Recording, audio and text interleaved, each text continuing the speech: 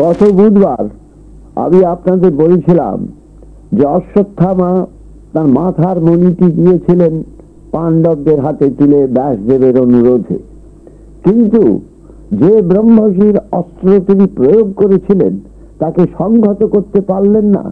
শুধু চিৎকার করে বলে উঠলেন, এই অস্ত্র পাণ্ডবদের ক্ষতি করবে না বটে, কিন্তু তাদের পুত্র বধূদের গর্ভে নিক্ষিপ্ত হবে। আমি এই মন্ত্রে তাকে চালিত করেছি।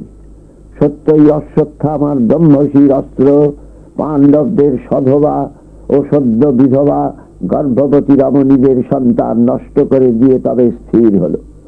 অশ্বত্থামারও পরোক্ষে প্রতিহিংসার বাসনা চরিতার্থ হল। ব্যাসদেব পাণ্ডবদের উদ্দেশ্য করে বললেন, পাণ্ডবগণ, অশ্বত্থামা উপায়হীন হয়ে এ কার্য করতে বাধ্য হয়েছে, অতএব তোমরা আর কোনো মনে ক্ষোভ রেখো না। তারা বললেন, কিন্তু তাহলে যে আমাদের বংশ চিরতরে লুপ্ত হয়ে গেল কৃষ্ণদ্বৈপায়ন। তখন বাসুদেব বললেন, না, তা লুপ্ত হতে পারে না। গর্ভবতী উত্তরাকে বিরাট নগরে এক ব্রাহ্মণ এসে এক সময় বলে গিয়েছিলেন যে তোমার শ্বশুর বংশ কোনো এক সময় ভবিষ্যতে পরীক্ষীণ অর্থাৎ ছিন্ন অবস্থা প্রাপ্ত হলে তখন তোমার গর্ভে এক পুত্র হবে, তার নাম রেখো পরীক্ষিত। এই পরীক্ষিত 60 বৎসর রাজ্য পালন করবে। সে কথা মিথ্যা হবার নয়। তুমি তাকে বিনষ্ট করলেও আমার তপস্যা প্রভাবে সে পুনর্জীবিত হয়ে উঠবে।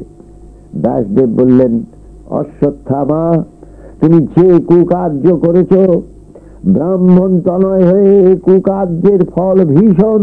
তোমাকে দীর্ঘদিন এই পৃথিবীতে বাস করতে হবে, একক নির্জন বাস, দুর্বিষহ হয়ে উঠবে এইভাবে বাস করতে গিয়ে।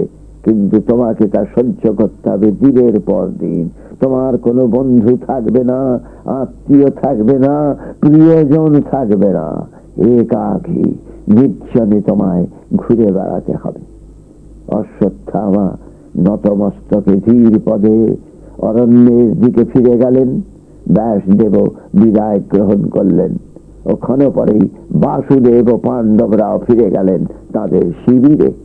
অশ্বত্থামার নিকট থেকে মণি নিয়ে বাসুদেব ও পঞ্চ পাণ্ডব শিবিরে প্রত্যাবর্তন করে দেখলেন দ্রৌপদী বিষাদ মগ্না হয়ে বসে আছেন।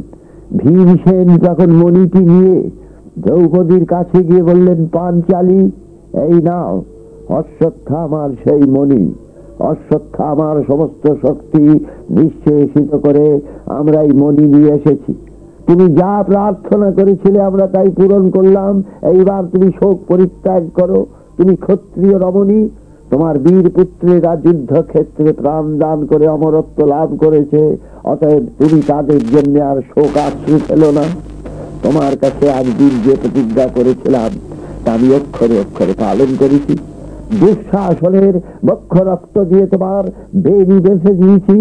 দুর্যোধনের উরুভঙ্গ করে তোমার প্রতি অসম্মাননার চূড়ান্ত প্রতিশোধ নিয়েছি। আর আজ তোমার পুত্র হন্তা অশ্বত্থামাকে দীনহীন করে এই মণি নিয়ে এসেছি। তুমি সহস্তে গ্রহণ করে তৃপ্ত হও। এ কথা শুনে দ্রৌপদী বললেন, আজ আমি তৃপ্ত, কিন্তু এ মণি আমি ধারণ করব না। এ মণি ধর্মরাজ ধারণ করুন তার শিরে, এই আমার ইচ্ছা। দ্রৌপদীর অনুরোধে যুধিষ্ঠির সে অনুরোধ পালন করলেন।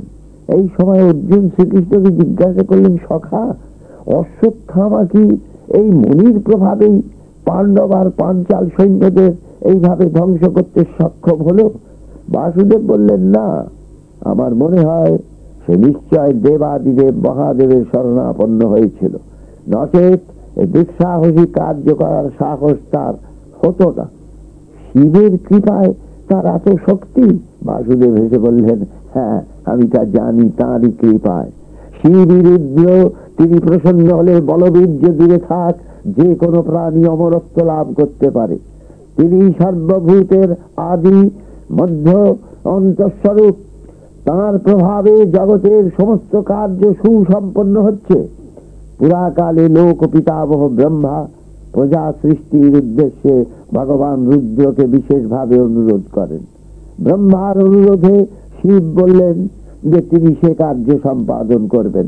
কিন্তু সর্বাগ্রে তার এই কার্যে ব্রতী হতে মন চাইল না। তিনি এ বিষয়ে চিন্তা করতে করতে গভীর সমুদ্রের মধ্যে প্রবেশ করে তপস্যায় রত হলেন। বিধাতা দীর্ঘকাল তাঁর জন্য অপেক্ষা করে অবশেষে প্রজা সৃষ্টির জন্য আর একজন অমরের সৃষ্টি করলেন। সেই অমর শিবকে জলমগ্ন দেখে বললেন, হে স্রষ্টা, আমার যদি কোনো অগ্রজ না থাকেন তাহলে আমি নিশ্চয় প্রজা সৃষ্টি করতে পারি। ব্রহ্মা বললেন, তোমার অগ্রজ কেউ নেই, তুমি প্রথম, তুমি সৃষ্টি কার্য সম্পাদন করো। তখন সেই অমর ব্রহ্মার নির্দেশানুসারে সমস্ত প্রাণী ও দক্ষ প্রভৃতি সপ্ত প্রজাপতির সৃষ্টি করলেন। তারপর প্রাণীর সৃষ্টি কার্য সম্পাদিত হলো বটে, কিন্তু তারা আহার করবার বস্তু সংগ্রহ করতে পারলেন না। তখন শঙ্কিত হয়ে ব্রহ্মার শরণাপন্ন হলেন সেই অমর। ব্রহ্মা প্রজাদের আহারের জন্য ঔষধি ও বহুবিধ ফল মূল প্রভৃতি সৃষ্টি করে দিলেন। শিবের তপস্যা তখন শেষ হয়েছে। তিনি শরীর থেকে উঠে এসে দেখলেন পৃথিবী তখন প্রাণীতে পরিপূর্ণ। তিনি তাই দেখে ক্রুদ্ধ হয়ে নিজের অর্ধ দেহ ভূমিতে প্রথিত করলেন।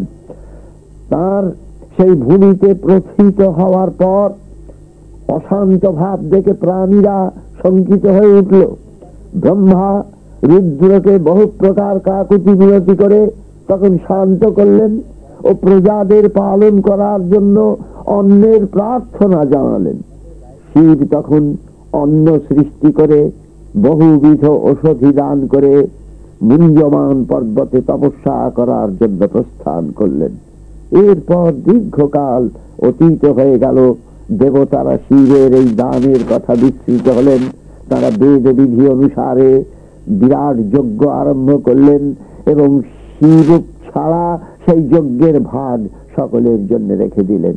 শিব জানতে পারলেন সে কথা।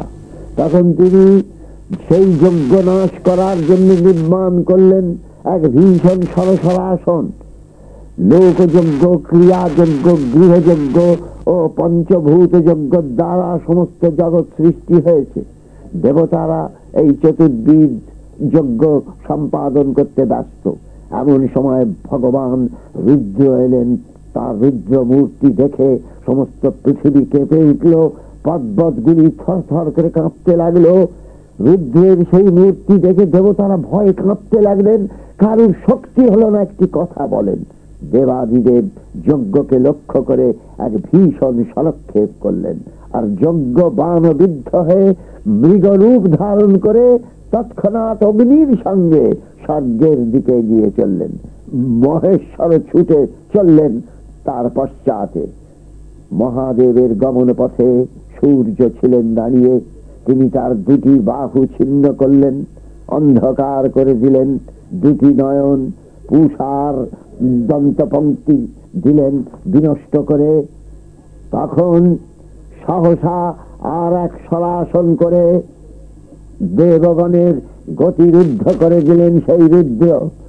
অমর দেবতাদেরও মৃত্যু ভয় উপস্থিত হলো। তারা তখন শিবের পায়ে লুটিয়ে পড়ে তাকে প্রসন্ন করতে লাগলেন। শিবের মুখে ধীরে ধীরে প্রসন্নতার চিহ্ন ফুটে উঠল। শিব প্রসন্ন হওয়ায় জগৎ পুনরায় সুস্থ হলো। এই শিবের পূজা করে, তাকে প্রসন্ন করেই অশ্বত্থামা এই কার্যে ব্রতী হয়েছিল। তাই আমার মনে হয় শিবের পূজাতেই অশ্বত্থামা অত বলি হয়ে উঠেছিল। আজ এই পর্যন্ত।